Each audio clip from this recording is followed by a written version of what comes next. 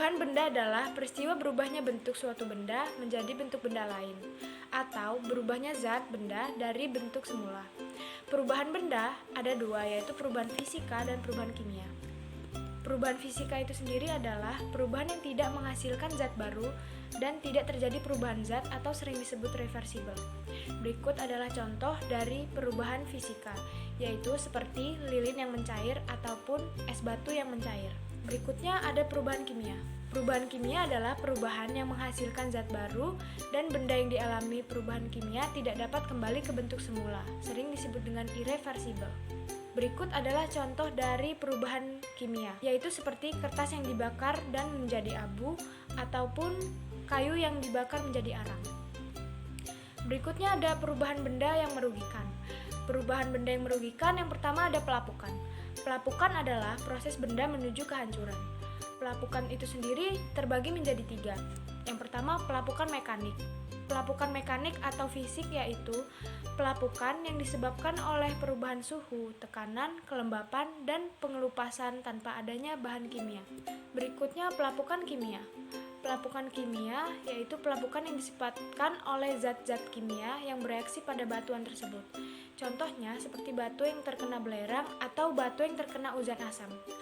Yang ketiga yaitu pelapukan organik atau biologis. Pelapukan ini disebabkan oleh tumbuhan, hewan, dan juga manusia, seperti akar pohon yang sudah tua ditumbuhi oleh lumut, akar-akar tumbuhan, sisa-sisa tumbuhan, binatang yang telah membusuk, siput, rayap, cacing, dan juga jamur. Berikut adalah eksperimen pada pelapukan pada kayu.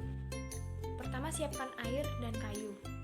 Lalu, tuangkan air tersebut kepada kayu dan tunggu hingga seminggu.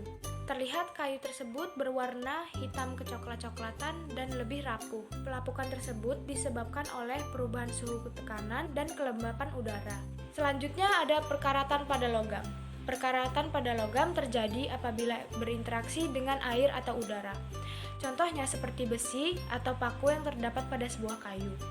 Besi tersebut berwarna coklat kekuning-kuningan atau sering disebut dengan berkarat, yang lama-kelamaan akan rapuh dan keropos. Berikut adalah eksperimen paku yang dicelupkan oleh minyak, paku yang dicelupkan oleh air garam, dan paku yang dicelupkan oleh air biasa. Terlihat paku yang dicelupkan kepada minyak tidak berkarat karena sifat minyak itu sendiri mengisolasi air dan udara untuk masuk ke dalam paku, sehingga paku tidak berkarat. Berikutnya air yang dimasukkan ke dalam air garam. Terlihat paku tersebut memiliki banyak karat karena konsentrasi air garam itu sendiri lebih tinggi dibandingkan dengan air biasa. Selanjutnya, paku yang dimasukkan oleh air biasa. Terlihat paku yang bereaksi dengan air memiliki perkaratan karena sifat paku yang korosi terhadap air dan udara. Berikut adalah cara mencegah besi berkarat, yaitu paku dapat dimasukkan ke dalam plastik yang tidak ada air dan udaranya, dan juga dapat dicat dengan cat pernis. Selanjutnya, pembusukan pada makanan. Makanan yang dibiarkan pada udara terbuka dapat menyebabkan pembusukan pada makanan tersebut. Selain pada buah-buahan, pembusukan juga dapat terjadi pada roti, ikan, sayur, daging, serta nasi.